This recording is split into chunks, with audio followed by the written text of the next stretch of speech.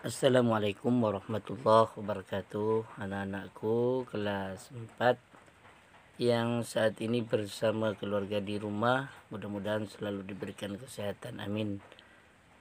Dan mari kita mulai pembelajaran bahasa Indonesia kali ini, yaitu tema 4 subtema 1, yaitu tentang cerita atau dongeng.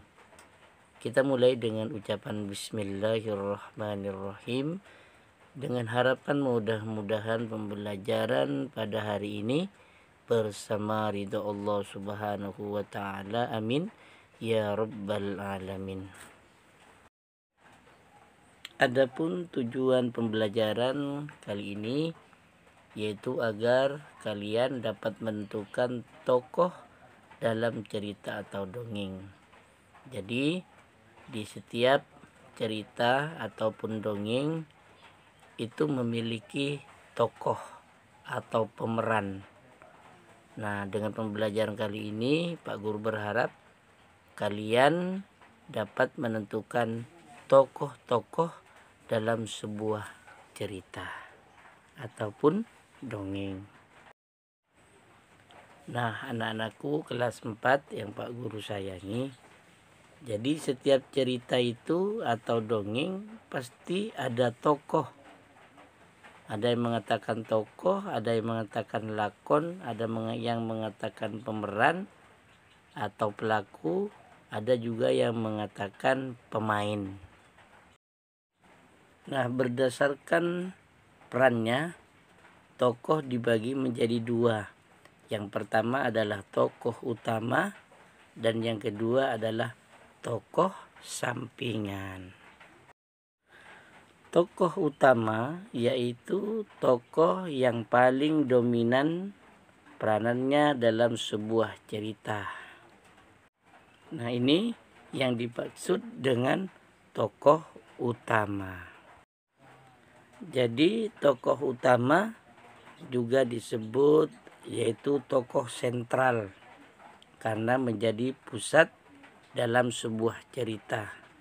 Jadi pokok pembahasan di dalam sebuah cerita namanya tokoh sentral. Yang kedua yaitu tokoh sampingan. Tokoh sampingan yaitu tokoh yang terlibat dalam cerita akan tetapi peranannya tidak begitu dominan dalam menggerakkan alur cerita. Tokoh sampingan ini disebut juga sebagai tokoh bawahan atau biasanya bagian lelucon atau hanya bagian sebagai pelengkap dalam sebuah cerita. Nah, anak-anakku, setiap tokoh dalam cerita memiliki watak yang berbeda-beda. Oleh karena itulah tokoh dibagi menjadi 3. Yang pertama yaitu tokoh protagonis, dan yang kedua yaitu tokoh antagonis, dan yang ketiga yaitu tokoh yang disebut dengan tritagonis.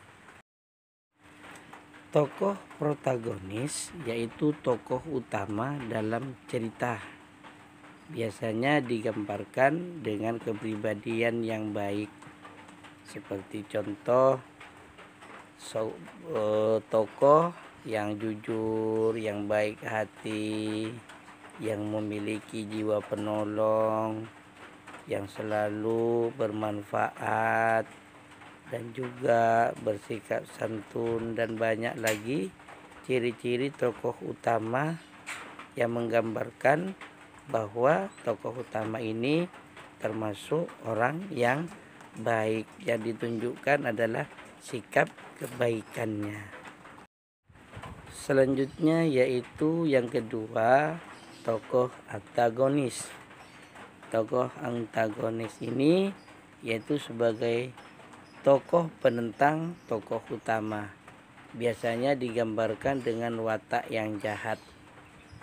Contoh misalnya suka bertengkar, suka membicarakan kejelekan orang lain, atau tokoh antagonis ini biasanya orang yang ingin mencelakai tokoh utama atau berencana membunuh tokoh utama dan banyak yang lainnya. Jadi ini penentang atau kebalikan sikap dari tokoh utama. Kalau tokoh utama baik, sikapnya tokoh antagonis ini memiliki sikap yang jahat atau tidak baik. Selanjutnya anak-anakku, yang ketiga yaitu ada juga dalam sebuah cerita yang namanya tokoh tritagonis.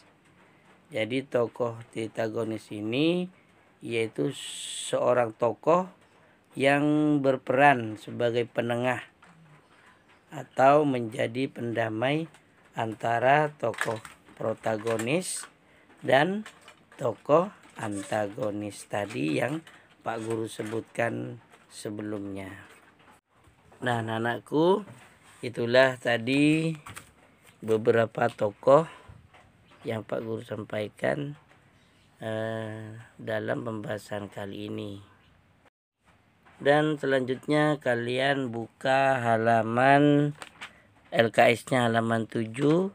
Kalian baca halaman 7 itu sebuah cerita.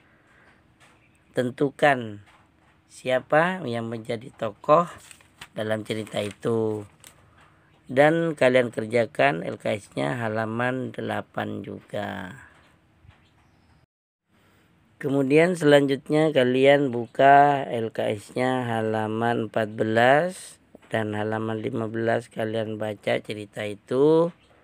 Kemudian kalian tentukan siapa saja yang menjadi tokoh dalam cerita, yaitu semut dan belalang. Kemudian setelah itu kalian buka lagi LKS-nya halaman 20. Halaman 20 kalian baca cerita itu yang berjudul Petani Tua yang Jujur, kalian baca.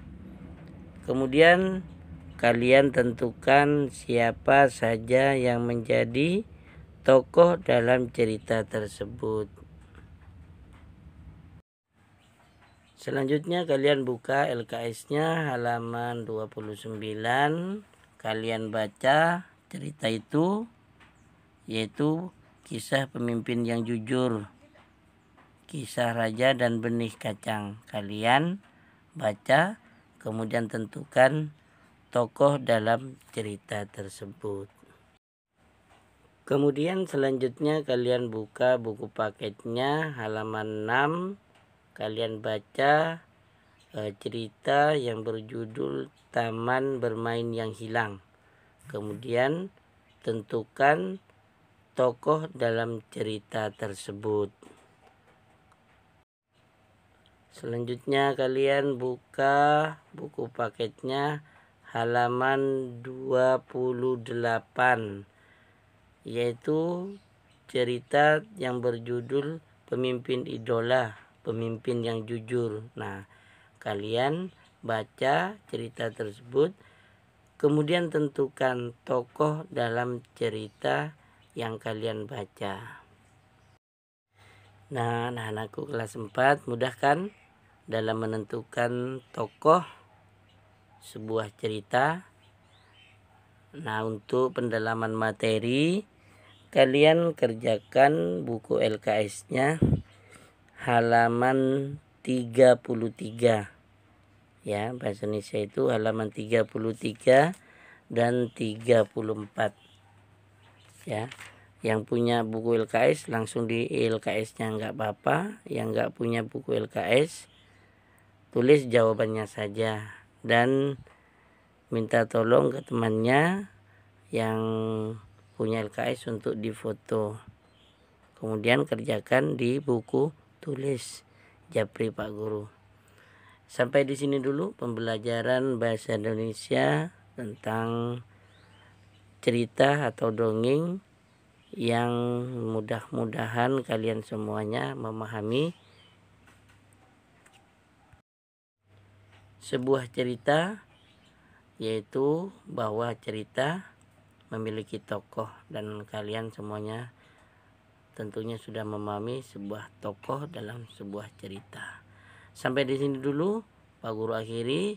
Alhamdulillahirabbil alamin. Wassalamualaikum warahmatullahi wabarakatuh.